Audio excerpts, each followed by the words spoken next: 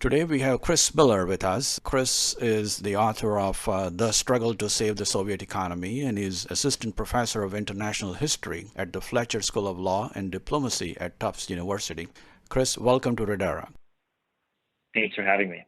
Fascinating book, a lot of insights and things that have never been understood before about the Soviet economy and the struggle or the fall of the USSR later on. Can you give us a little bit about how did you end up writing this book, or why you were interested in, or what took you to write this book? Because it is not an easy book to write, especially when you have difficulties collecting all the information together. You know, it's funny you ask that, because when I began the project and told friends and family I was going to write a book on the Soviet Union, one of the answers I always got to that statement was, well, why are you writing a book about a country that no longer exists? And in some ways that's an unfair question, because of course the Soviet Union doesn't exist, but Russia still does. But it's true to say that the social system, the economic system, the political system that undergirded the Soviet Union does no longer exist. It dissolved in many ways, and not in every way, in 1991. But to me, that's what made it so interesting, was to try to understand a system that seemed so different from what I was familiar with. But as you begin peeling away the differences, actually there are also some similarities in terms of the way things work. Interest groups lobbying for resources, individuals pursuing their own self-interest. And it seemed to me actually that there was sort of a logic underneath the Soviet economy that was understandable to people, even those who came from societies that were structured quite differently. And so that was, to me, the great puzzle within the Soviet system, but also what made it so interesting and fascinating to study. And I'm glad you did. Let's start right a little bit back in the history when Stalin gave the industrial shock to the system and was in a great race and in rapid advancement. Explain to us how it happened and how it actually created the basic structure of the Soviet industrialization. Well, the core dilemma the Soviet Union faced is that when the Bolsheviks took power in 1917 in Russia in the aftermath of the collapse of the Tsarist Empire, they had a ideology or a political theory that was based on the working class taking power. But Russia was a country with a very small working class and a very small urban middle class. It was a country largely of peasants. And the Soviet leadership overall believed they needed to fix that, to rapidly industrialize, for two reasons. One was because it was hard to square the construction of a worker state with the reality of a peasant society. And so the faster they could develop a big working class, the more coherent their theories of Marxism would be. But on top of that, Stalin and many Soviet leaders realized that they were in not just an ideological competition with other countries in the world, they were also in a more traditional geopolitical competition, a competition that required military might to win.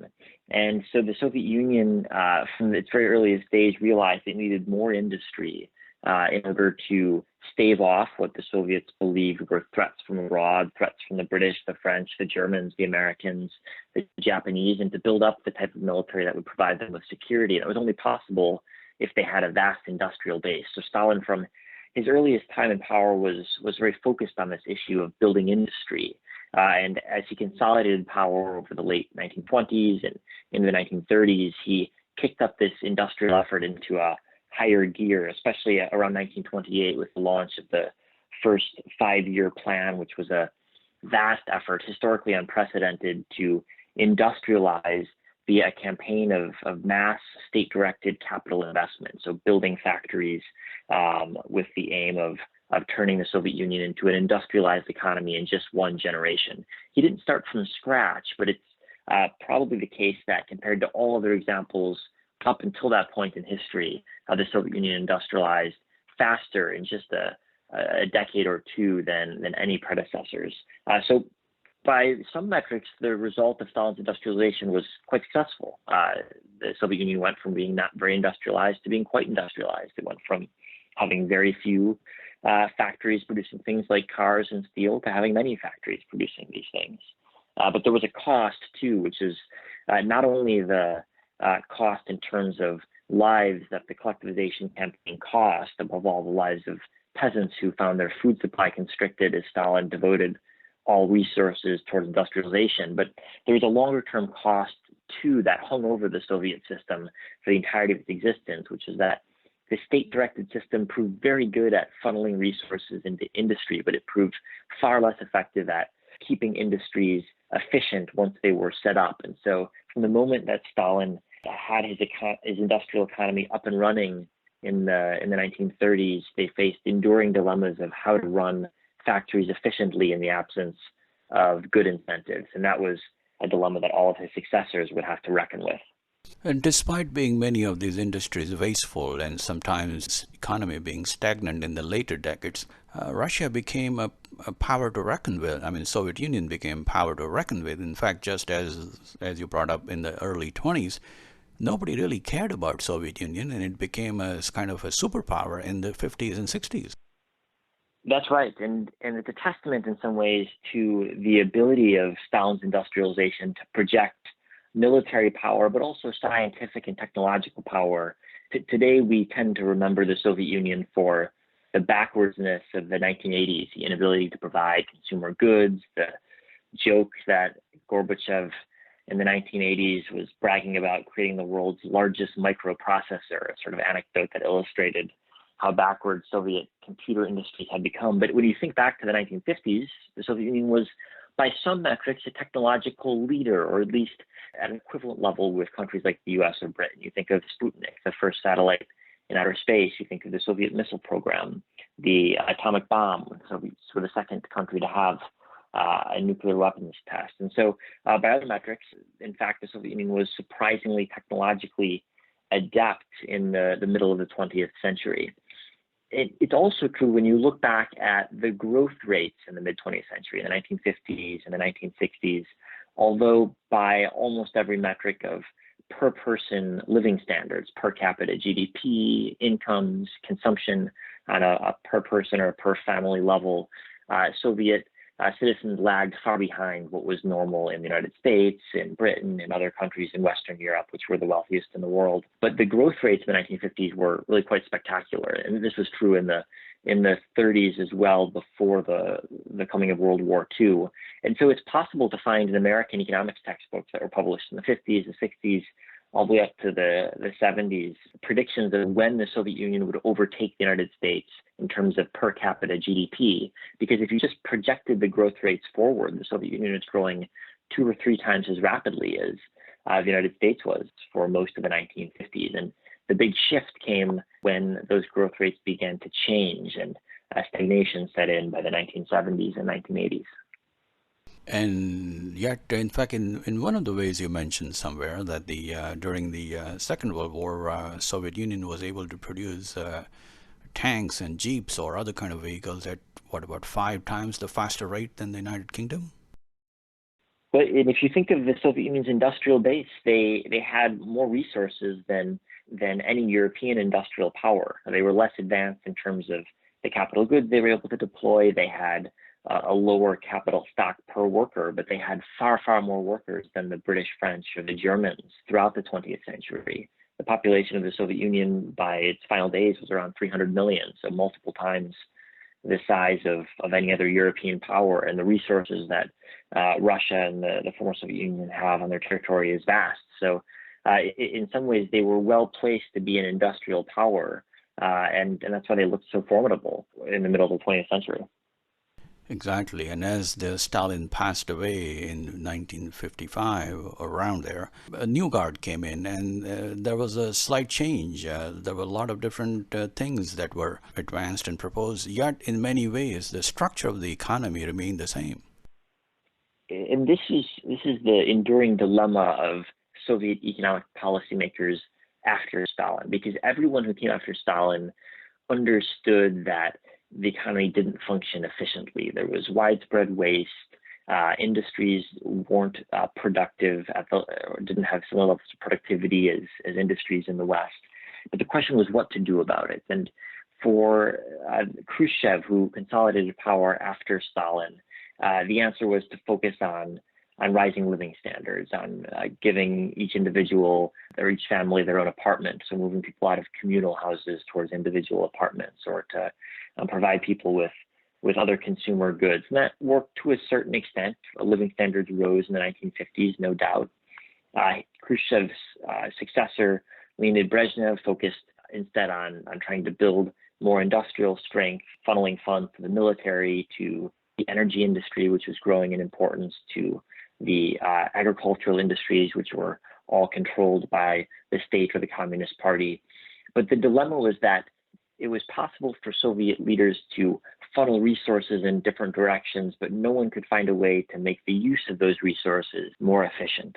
And so although the wealth in the Soviet Union increased over the course of the decades after World War II, efficiency by most metrics was hardly changed. And it's difficult to measure exactly the total factor productivity or other metrics of labor productivity that you might want to use in the Soviet Union. But by most of the metrics we have, efficiency didn't increase. So there were efforts that were successful to continue investing, but the efforts to make investment more effective broadly failed.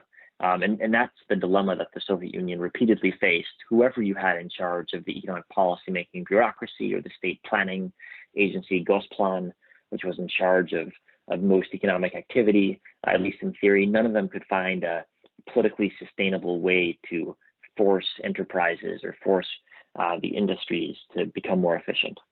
The central planning, which remained the main vehicle through which the command economy enforced its will on the rest of the society, actually knew very well that the overall system is quite inefficient, but it still functioned.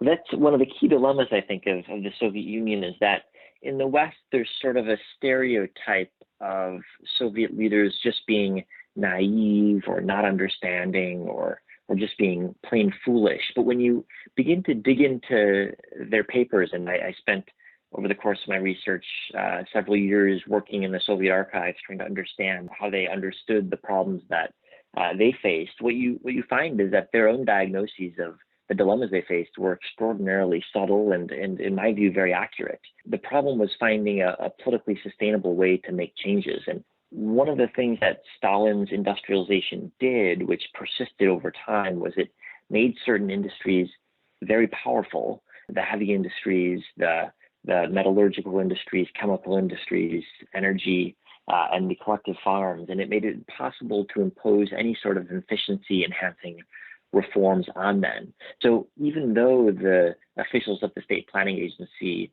were identifying problems in productivity, were identifying inefficiencies, they couldn't in a sustained fashion impose change on industries because the industries were in many ways more powerful than they were. And so the industries themselves were able to set the rules, and they set rules that were very favorable to themselves and rules that didn't impose much demands on themselves for efficiency, which is sort of a rational approach. Why would you want, if you were in charge, to have rules that would make your life more difficult, that would make you, that would find a way to make you survive with fewer resources? But what was rational on the individual level, rational for industry managers, was disastrous for the economy because it meant that the people who had the most political power were also those with the least incentive to make an efficient economic system. And you bring it up very well in the book in many different chapters that a general perception we all have is that the dictator or authoritarian system of the Soviet or even Russian system today is actually a fallacy in many ways because they have to negotiate and compromise with a lot of other interest groups. And can you tell us a little bit more about it? Because that was one of the fascinating things in the book. Well, that's right. The moment you start digging into any sort of regime that's described as authoritarian or dictatorial, you find that although certainly the Soviet Union was dictatorial, in fact, no one was all powerful. And even under Stalin, there were cases where he had to undertake tactical retreats or bargain with other elites. And especially post-Stalin, when none of the successors that followed Stalin were anywhere near as powerful as he was, they had to negotiate with differing groups within the Communist Party elite. And they couldn't undertake policies that would anger every group of the elite at the same time. They had to build coalitions, they had to find allies, and that was not a bad thing for the perspective of political stability. It meant that from Stalin's death all the way until 1991, the Soviet Union was, with the exception of its final year or two, remarkably politically stable. But the downside was that it made it very difficult to push through changes that Communist Party elites didn't like. And the number one change that Communist Party elites obstructed were changes that would make it difficult for their industries to persist in their existing patterns of behavior. So whenever the state planning officials said to the leadership, we must make changes that will make industries more efficient, all the Communist Party elites would phone up their friends in the Politburo, the leading policy body of the Soviet Union, and say, well, we can't tolerate this. We don't want these types of changes. And Soviet leaders got phone call after phone call from industry boss after industry boss. They realized that it would be extraordinarily politically difficult to push through these types of changes, and it probably just wasn't worth it for them. One of the anecdotes that I quite like is there was a Soviet sociologist who studied the cafeteria in Gosplan, the state planning agency, and what they found was that, I don't want to forget the exact numbers, but there was something like 2,000 workers in the Gosplan building, but the cafeteria had seating for 4,000, and every day for lunch it was completely full. And so the sociologist asked around and said, what is it? Why has everyone come to the Gosplan cafeteria for lunch? Is the food particularly good? Are they offering free drinks after lunch? What could explain this? And so they did interviews of all the different Gosplan officials, and what they found was that lunchtime at Gosplan was an excellent time if you were a enterprise manager to lobby the Gosplan official who was responsible for distributing resources to your particular industry. So if you were in the steel industry, for example, you would go find the person in charge of steel at Gosplan and lobby them for extra allotments of different types of goods or more money for salaries or things like that in a given year, because that's how you made money. You didn't make money by selling. You made money by lobbying the central government. And so the central government realized that it had to keep all these different interest groups happy, and it was impossible to implement any sort of changes that would anger many of them or even some of the most powerful ones at the same time. Now you're at the heart of the whole equation here, and obviously in that menu, in that cafeteria, the subsidy or the handout was the best item on the menu that they all wanted to go away with. But it really goes to the heart of the thing, and as we peel into this, we'll discover why this was the heart of the whole equation, because later on Gorbachev had to pay a very heavy price to win the reforms that he wanted to put in, and that basically played a crucial role in never implementing the reforms the way they should have. That's right. And so what Gorbachev tried to do when he took power in 1985 was to shake things up. By the 80s, it was clear that productivity was probably negative. The Soviet Union was getting less efficient over time. It was pouring more resources in terms of labor and in terms of natural resources into the economy and getting less out of it. That was a bad sign. Also, a negative sign was that living standards had more or less stopped improving after the 1970s. Economic output in aggregate is hard to measure in the Soviet Union, but it probably also come close to stagnation after the 1970s. So no matter what metric you use, the Soviet economy was performing quite badly by the time Gorbachev took power. And he reported in his memoirs that after being selected, he had a conversation with his wife where he told her, we just can't go on like this. We as a country can't tolerate this stagnation. It's humiliating. It's disappointing. We can do better. And so he gathered around him a very intelligent group of advisors and economists and asked them, what should we do? What should we change? And he himself was a clever politician, and he'd spent decades by this point in the Soviet party apparatus. And so he himself had a pretty clear sense of what he wanted to change to. And his family his family background is from small farmers who had suffered under Stalin's collectivization. So Gorbachev himself, from his earliest days, had a sense of the downsides of the Soviet system as well as its perceived upsides. And so he launched a program called Perestroika, which was designed to restructure, that's what the word means in Russian, restructure the Soviet economy and make things more efficient. And he had a couple of different prongs in this approach. One was to provide incentives for industrial enterprises to work efficiently. So incentivize them to make useful goods and make them at the lowest resource cost possible.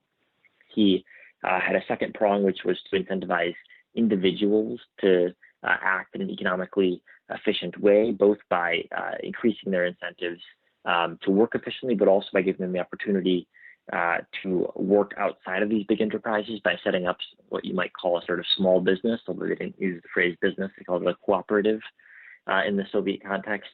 And these were reasonable efforts that were supported by many Soviet economists, and many Western observers who looked at them thought that they had a chance at working. But Gorbachev faced the same dilemma that reformers before him had faced, which is that any effort to make the Soviet system more efficient created the dilemma, which is that you need to find some sort of way to push through these reforms against the opposition of those people who would be made worse off by efficiency. And that meant, above all, the Communist Party elites and the industrial managers who benefited from the inefficiency that had made life so good for the big industries. And so Gorbachev, being the skilled politician that he was, decided to cut a sort of implicit deal. And the deal was this: industries would agree to efficiency-enhancing reforms, more incentives, more efforts to force them to spend resources efficiently. But in exchange, they would get more subsidies in the short term to help them retool their factories and reorganize their production processes. And so Gorbachev launched a program alongside Perestroika called Acceleration, which is designed to accelerate industrial transformation and give industries resources they needed to make themselves more efficient. So there was a quid pro quo. The industries would get resources, and in exchange, they would agree to make changes. And this was a program that was politically workable. The industries, at least in the short term, more or less agreed that if they were given subsidies, they would try to act more efficiently. The problem that Gorbachev faced was that he didn't have the fiscal space to fund the subsidies. And so the subsidies that he promised Soviet industries were funded by printing money. And so the money supply in the Soviet Union began shooting up from a period with relatively contained inflation, which was the status for most of the post-war Soviet period. In the late 1980s and into 1990, 1991, shortages and inflation on black markets shot upwards as the money supply shot upwards. And so the trade-off that Gorbachev had offered Soviet industry worked in the sense that industry agreed to measures that would make them slowly more efficient, but it had a very negative side effect of a vast expansion in the money supply and the combination of shortages and inflation that resulted. Fascinating. Just to draw a little bit of backdrop and explain it a little bit in a contextual way, you started the book with linkages between Sino and Soviet economies. The two countries were quite together for various part during the last 60, 70 years, or rather 90 years, and they diverged. But the Soviets were always watching very closely what Chinese were doing. And you brought up a very good point in those chapters that many of those reforms that succeeded in China were first tried in Hungary and Yugoslavia in the 50s and 60s, but then they were abandoned and Russians looked at them. But they really paid attention to what Chinese were doing only when the success started happening in the 70s and 80s, and it gained more and more momentum. But perestroika was perceived by many in the West as a way to copy the West or catch up with the West, or rather it was different in the eyes of the, for Mikhail Gorbachev. Was it the attempt to copy the West, or it was different? It was more of an attempt to copy the East. Yeah, you're absolutely right that Americans and Europeans looked at Gorbachev as a Westernizer. And there's, of course, a long debate in Russian history between Westernizers who want to make Russia more like the West and their opponents who think that Russia is something unique and not a quote-unquote normal European country. And there's good reason for seeing Gorbachev as a Westernizer, and in some ways he certainly was. But I think most Western analysis of his economic policies missed a pretty fundamental factor, which is that although this was the first time that most Westerners were clued into debates within socialist countries about economic reform, in fact, Gorbachev's economic ideas were tapping into a long-standing debate among socialist countries about how to make socialism work more efficiently. And since the earliest implementation of state socialist economics, there had been different schools of thought about how socialism could be made to work in practice. And across Eastern Europe, where you had different socialist states from Poland to Hungary to Yugoslavia to Albania, there were different models that were tried, models that were similar in some ways to the Soviet Union, but different in others. And in China, North Korea, Vietnam as well, in Asia, there were models too. And at different times in the history of the Soviet Union, economists turned to different foreign socialist countries as potential models for reform. In the 1960s and 70s, the models that were most popular among Soviet economists were generally countries in Eastern Europe, which had found a sort of halfway house between market and socialist economics, or market and state-run economics, and found that this was more effective at providing consumer goods, for example, than the more state-directed methods in the Soviet Union. But by the 1980s, when Gorbachev was getting ready to take power in 1985, the Eastern European countries were mostly in periods of pretty deep economic crisis,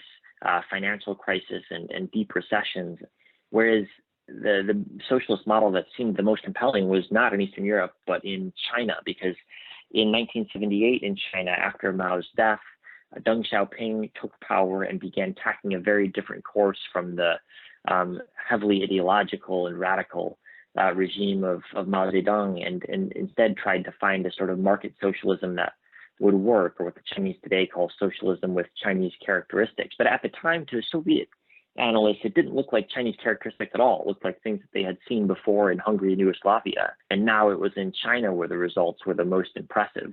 So I think the first takeaway for modern readers is what Chinese call socialism with Chinese characteristics is more properly called socialism with Hungarian characteristics from the 1960s. But for the Soviet Union, that was actually a legitimizing factor, because the Soviets had a very rocky relationship with China over the course of the 1960s, 1970s. They briefly went to war in 1969. But by the late 1980s, Soviet economists could turn to the Chinese example and say, look, the Chinese are implementing Eastern European style reforms, and in China, they're working at finding a way of retaining state control, retaining state socialism, but also trusting in market incentives to improve economic outcomes in certain places. So whether it was in the agricultural system, in industries, and the allowing of individuals to start small businesses, Soviet economists wrote memo after memo to the Soviet leadership saying, look at what's happening in China. They found a mechanism for combining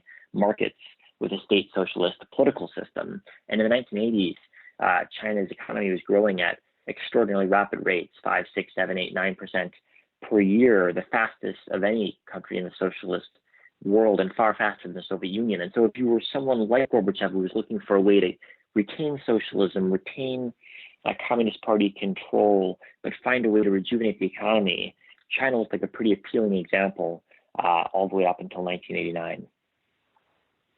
Unlike Brezhnev, Mikhail Gorbachev had many factors in his favor, but majority of the factors were not in his favor, and he was fighting against many battles. Brezhnev had the luxury of higher oil prices, so he didn't really care about the economy, and understanding of money, or what money is, didn't really matter, because most of the economy was fairly stable, even though people were poor. But when China was rapidly advancing and changing, and Gorbachev also was trying to fight three entrenched interests, as you were explaining in the book: military-industrial complex, the energy complex, and the agriculture complex. But he started looking for ways to improve first in the different areas than the agriculture complex, where China succeeded first and made some dramatic improvements, and that may have put Mikhail Gorbachev on a lot of disadvantages. That's right. That was a common critique of Gorbachev from critics at home, who said, well, you might have tried to copy the China model, but you did a bad job of it because the Chinese focused on agriculture and we in the Soviet Union didn't. I think that's an unfair critique, though, for several reasons. First is that if you look at the structure of the Soviet economy in 1985, when Gorbachev took power, it was, as we discussed, an economy that had a substantial industrial base. And so you couldn't reform the Soviet economy. You couldn't make it more efficient unless you found a way of grappling with the industrial base. China, by contrast, was almost entirely an agricultural economy. It had very little industry. Such industries it had didn't work. And so if you were able to solve the agrarian question in China, you were able to resolve most of the economic problems. That was one key difference. The second key difference is in what it meant to resolve the economic dilemma in China. In the Soviet Union, the key inefficiency was with regard to the overuse of different types of capital goods in agriculture. So the Soviet Union had far too many tractors compared to the number of farms it had. It used far too much fertilizer compared to what Western countries used. It invested too much in capital goods for its farm sector. And this was a result of politics, that the factories that produced tractors and fertilizer and things of that nature were very powerful, very effective at lobbying to get fertilizer purchases up. But what needed to happen to make Soviet farming more efficient was, above all, a reduction in subsidies to farms, let them buy tractors or buy fertilizer at subsidized rates. So you need to cut farm subsidies to make the system more efficient, even though that would make farmers worse off. The system was inefficient, but farmers were doing relatively well. In China, it was the opposite. The system was inefficient and farmers were doing very, very badly.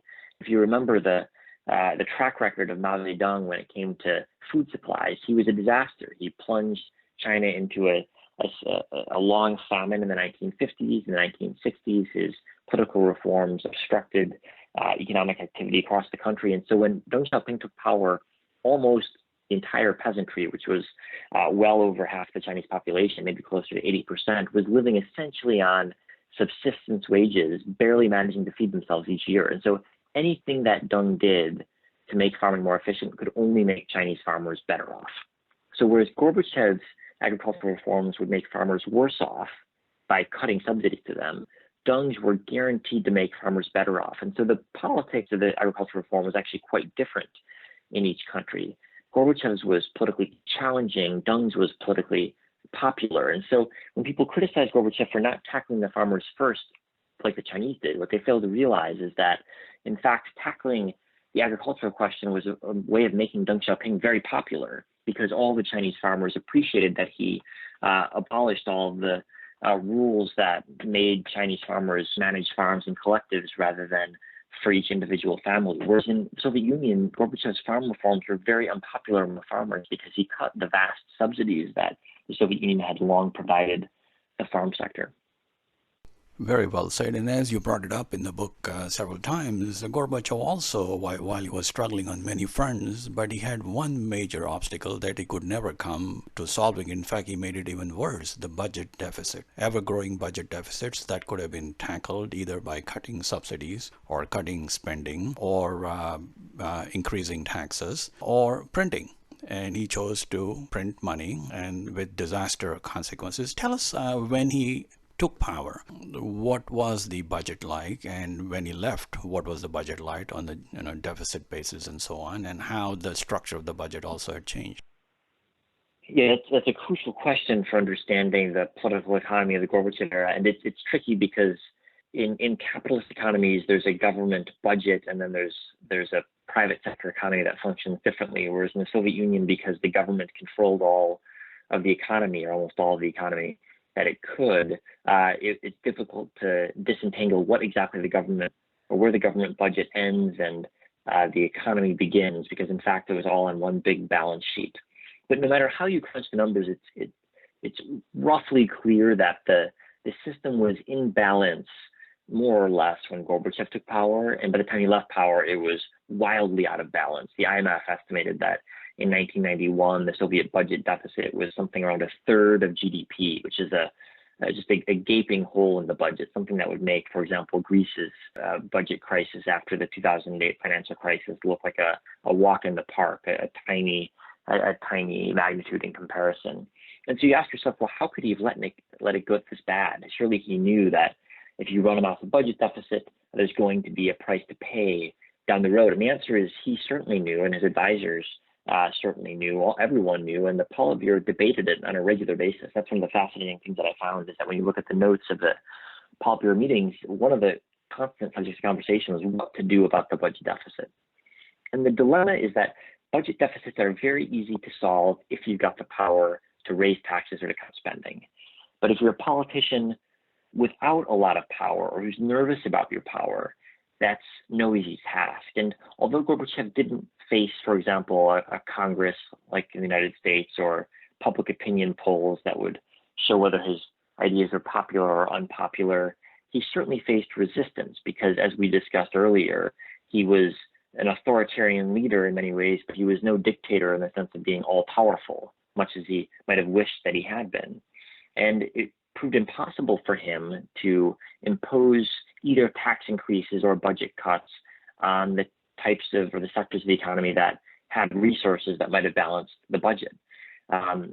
And this was an enduring dilemma. He couldn't impose cuts on the farm sector because they were so politically powerful. He struggled to impose cuts in the energy sector because they were one of the Soviet Union's key sources of foreign currency earnings. And the military, which constituted something like 15 or 20% of the Soviet economy, depending on how you measure it, the military was the most dangerous thing to cut, because if you're a ruler of a country with relatively low confidence in civilian control over the military, cutting the military's budget raises the chances of a military coup. And there's a great conversation between President George H.W. Bush and Gorbachev when they met in Malta in the final days of the Cold War. Maybe you'd even argue after the Cold War had actually ended, after the Berlin Wall had fallen. And Bush tells Gorbachev, "You've got all these vast economic problems. You're asking foreigners for economic help. Why don't you cut your military spending?" And Gorbachev says to Bush, "George, you've got to understand, we're trying to find ways to cut military spending, but we've got to do it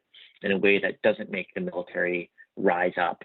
And it's something that we never think about in Western countries, that a cut in military spending might lead to a military coup. But Gorbachev was right to think about the risk that cutting military spending could lead to him being toppled by the military, because it was just a year after that conversation with Bush in August 1991 that the military, led by the KGB, did rise up, did imprison Gorbachev briefly on his dacha, his summer home in the Crimea, and tried to set up a new government led by the KGB. So he certainly faced real resistance not only in terms of politics, but resistance ultimately in terms of threats of violence against him from the security services.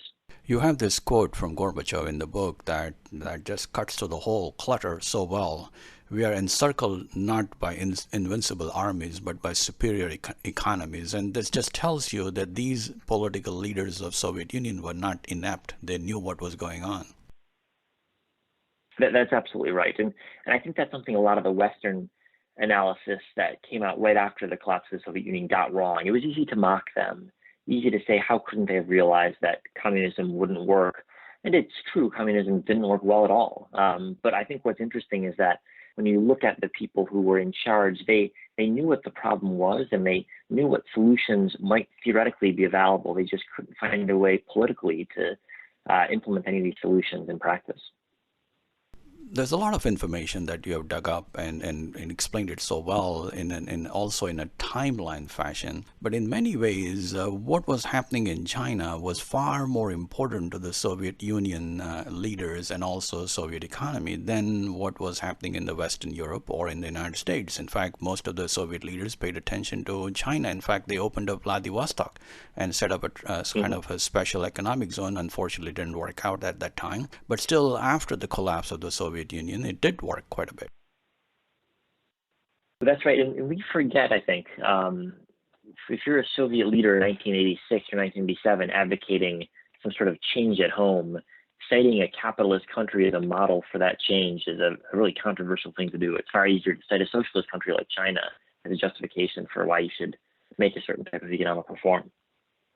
I mean, Gorbachev really understood that there's going to be a cost of transition to capitalism or whatever you want to call it, but the only question is who is going to pay for it, because nobody in the budget was willing to pay for it. That's absolutely right, and it was a dilemma that he never found an answer to. In the end, when the final end came, and now, what is the legacy of the Soviet Union? Do you still see in many ways certain things that have endured or certain things have obviously disappeared? But how do you see, now looking back almost 30 years from, how do you perceive that what has changed, what needs to be changed, or what is not likely to change?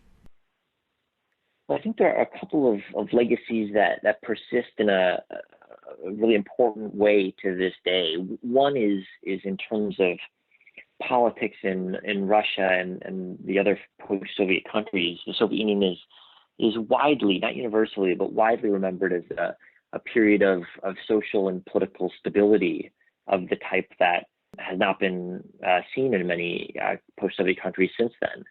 In the West, we often forget the extent to which the collapse of the Soviet Union was a economic and social traumatic experience for many people who lived it, as their factories they worked in were shuttered, as new borders between new countries were thrown up. And I think it's easy to underestimate from the perspective of people in the West the extent to which the Soviet Union is looked back on, not as something that most people in the region want to resuscitate, but as something that has a much more mixed legacy than we in the West associate it with.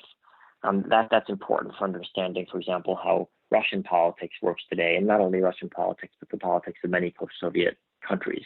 The second factor that persists quite importantly is that the economic legacy of the Soviet Union didn't end in 1991 when the Soviet flag was taken down from the top of the Kremlin and the Russian flag put up. The economy that Gorbachev had bequeathed to Yeltsin remained, or at least it changed only very slowly. It's one thing to haul down one flag and put up another, but it's a very different thing to say, well, what do you do with the factories that were already in place, operating very inefficiently in 1991?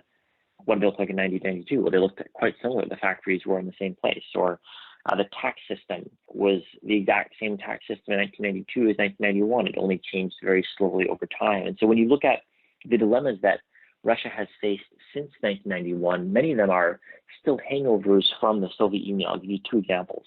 One is the budget deficit that we talked about. Gorbachev in his final year had a budget deficit of around a third of GDP, is the best estimate from the IMF. Well, that budget deficit didn't go away when the Soviet Union went away. Instead, that budget deficit was bequeathed to all of the successor states that succeeded the Soviet Union. And so Russia, throughout the 1990s, faced a vast budget deficit, which was essentially the hangover from the Soviet Union. Didn't collect enough tax because the tax system was inept, made too many promises to spend, and so the result was a budget deficit that was financed by money printing. It was done under Yeltsin, who was the first post-Soviet Russian president, but it was really properly interpreted as the remainder or the legacy of the Soviet economy. And in every post-Soviet country, you have these problems that were created in the Soviet era lasting well into the present day. A second example that I think is quite important is looking at the geographic structure of the Soviet economy. And there's a couple of excellent pieces of historical and economic research on this question. But during the Soviet Union, because it was a centrally planned economy, the government could say, we'd like to build a factory in a given city, and a factory would be built there, regardless of whether or not it was an efficient place to build a factory. And so across Siberia and the Russian Far East, places that are completely inaccessible by transport, places that are extraordinarily cold in the winter and very inhospitable, became major industrial towns, in part because the Soviet Union wanted to move its military factories further and further away from the border, but also because it was seen as politically important to have industry in all parts of the country. Well, even today, when you look at where Russian industry is located, it's mostly located in those same Siberian, Ural, and Far Eastern towns, far, far away from population centers in Moscow and St. Petersburg, very difficult to reach by transport, and still as cold as it's ever been in the winter. And so the inefficiencies that the Soviet Union created in the industrial base in terms of where it located factories persist all the way to this day. And so the higher transportation costs, the higher cost of having to heat places in the winter because they're negative 30 or negative 40 degrees. All of these were decisions made by Stalin-era officials that are still relevant in Putin-era Russia. So this is another example of the type of legacy that persists long after the Soviet Union dissolved. How difficult it was to write this book, how long it took, and what were the challenges of combing through the archives or even finding archives or having an access to it? Well, the archival access was actually quite straightforward. Since the 1990s in Russia, there was right after the Soviet Union collapsed, a big period of archival openness when the Russians were opening all sorts of previously secret archives. But that era ended fairly quickly. And since the mid-1990s, it's been a sort of swing back towards less open archives, but it really depends a lot on where you look. If you want to find KGB papers, you're out of luck. At least you're out of luck in Russia. You can go to Ukraine or Lithuania or other post-Soviet countries to find KGB papers. But in Russia, you can find a whole lot of material on economic questions, on domestic political questions. And so the challenge I faced was not a deficit of material, but rather a surplus. There's just so many pages of materials in the archives of the Council of Ministers and Gosplan and all the other economic planning agencies that it's really extraordinary how much you can sort through. So it took me a long time to do the research and writing. All told, it was, I'd say, 8 years from my initial conceptualization to publication. So it was a long process, but it needed to be that long to get my head around all the different factors that were at play. We have been speaking with Chris Miller. Thank you very much for your time and your very insightful comments. Hopefully one of these days we'll catch up with Putinomics, your next book on power and money in resurgent Russia. I look forward to that. Thanks so much for having me. Thank you very much.